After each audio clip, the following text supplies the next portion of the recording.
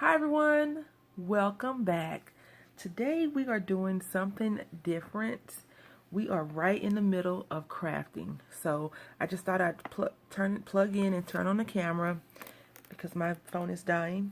And what we're doing is we're playing with this close to my heart stamp set called Life in Pictures.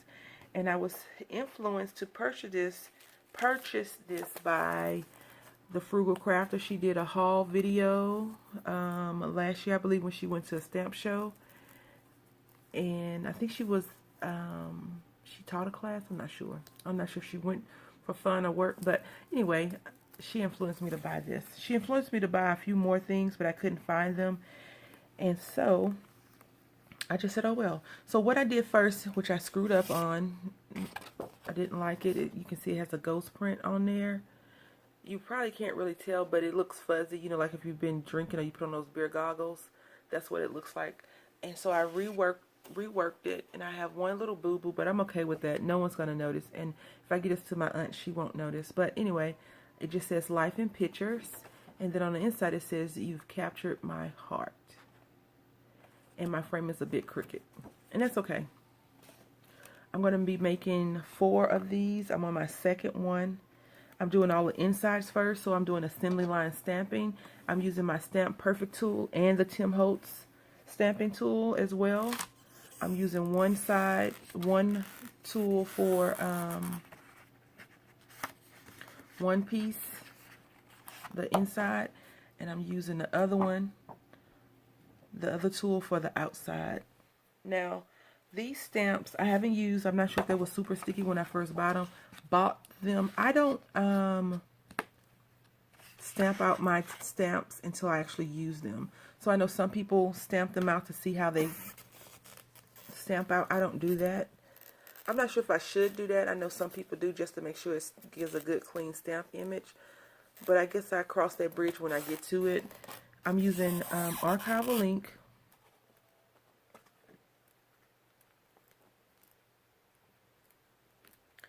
To ink up everything, and I know I told you all before I don't really care to use archival ink. It has quickly become one of my, let me grab the archival ink type of inks.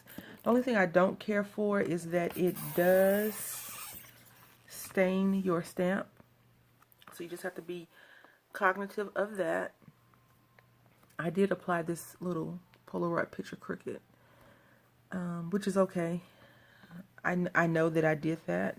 My fingers have ink on them, which I don't really care for, that it has ink on it. It's kind of bugging me out. So I'm just taking a 5-second, clean your hands off. I need to really cut these fingernails. I probably will do that today.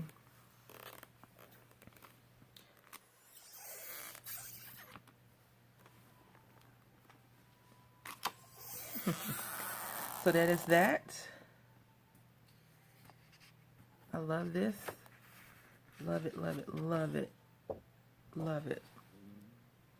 So that is that. Now I'm going to go ahead and wipe these off. I have a few cleaning baby wipes over here.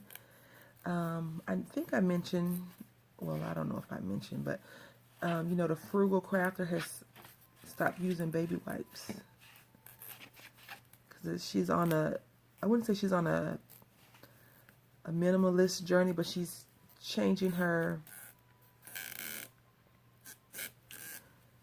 let me buy just because I can buy type of mentality to I'm only going to get it if I need it. She's read The Art of Tidying Up, which a few people have, because is it Dawn Age Creates? It's either her or Paige from Stamp Girl. One of the two of those ladies talked about that. I think it was Paige, and not my washy sister. So I think it was Paige. I'm not sure. But they talked about it. And I think that is an awesome thing to do. I don't know if I'll ever get there. I've thought about living minimally for a long time. I think for me, And you all know I always tell you something crazy about me. I lived minimally unintentional for so long when I was growing up, and even at the beginning of my adult life, that I think that I am in the phase right now that if I can afford it and I really, really, really, really want it, then I get it. Yesterday I had told my big roommate that I wanted him to put some money in my account so he can buy me something. Now what I'm about to tell y'all that I wanted him to buy me is a stamp. The stamp was, last time I saw it was like $10, but the stamp company, Ducks in a Row, has went out of business. And so they have this really, really pretty, cute witch stamp that looks like Samantha Stevens. If you know who she is, she's the lady from Bewitched. She looks like her. And I really, really want that stamp. Home with Tanya showed it in a stamp project, a Halloween project she made last year. And she said that she got it in a D-stash off of eBay. So you know me. I went over to try to find it, but I didn't know, she didn't have the name on it.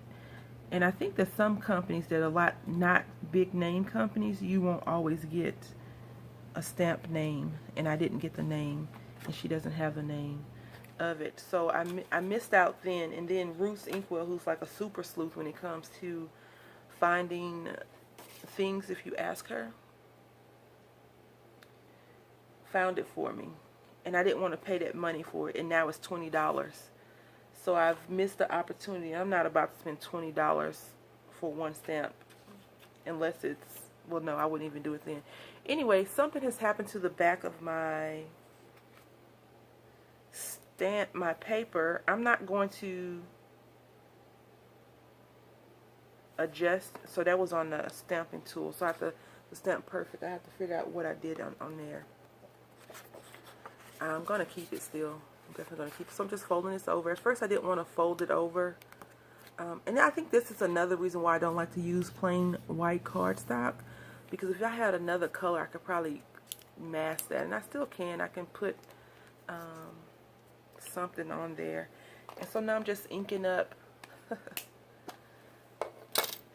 these cameras again. They are super duper sticky. I'm not sure if you can get some of that stickiness off with, you know, running water over them or not. But both front and back are sticky. And I think that's just because we're probably working with a high quality product. I let them sit in the packaging for a year and didn't use them. I really don't know what the real reason or purpose is. I just know that I have been itching to use these and I hadn't. So that's what I'm doing today. And I'm just going to stand up a little bit. Well, all the way. You can't stand up a little bit, can you? And I'm going to apply some pressure. Hopefully you all have been watching Deb Hoke and I do jewelry in September, our collaboration. Deb is like a jewelry designer. I don't know if she is in real life, but when you look at her projects, you're like, oh my God, that's so amazing. Then you look at my project, you're like, yeah, she's working in the costume jewelry section. Which is fine, you know. Deb motivates me to want to pull out one of my jewelry books and actually do something. And the reason why I'm applying so much pressure is because this sticks really good, and I don't want to move the paper when I get ready to raise up my arm, and you'll see what I'm talking about in a few seconds. I usually put a paper pad in my chair behind my back. See, you see? That's what happens. And I thought I took autofocus off, which I did. And that's how it looks. I'll show y'all when I finish doing those. I'll come back. Okay, so we have passed the crazy awkward stamping phase, and now we are at the showing off phase. The oh my God, look how cute it is phase. So On the original, or the second card, I guess you could say, the second card that I'm quite happy with, I rounded the edges. And I want to tell y'all I'm not that good at rounding edges, because right here is a little bit off and crooked, but hey, I'm okay with it. I'm okay with it. Now what I am going to do, because I just like the card, I think what I will do on the back is I leave it like it is. I think, I don't know why it's doing that. I don't recall putting any ink on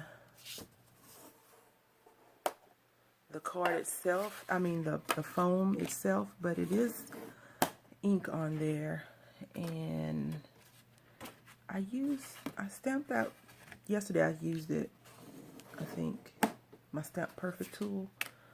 So I don't know what I did, but obviously it's in the same spot, in the same 3 spots. It's okay. You could always just flip it over and use the other side. But this is what I've made, and I just thought I'd come on and share with you because I thought this was really cool.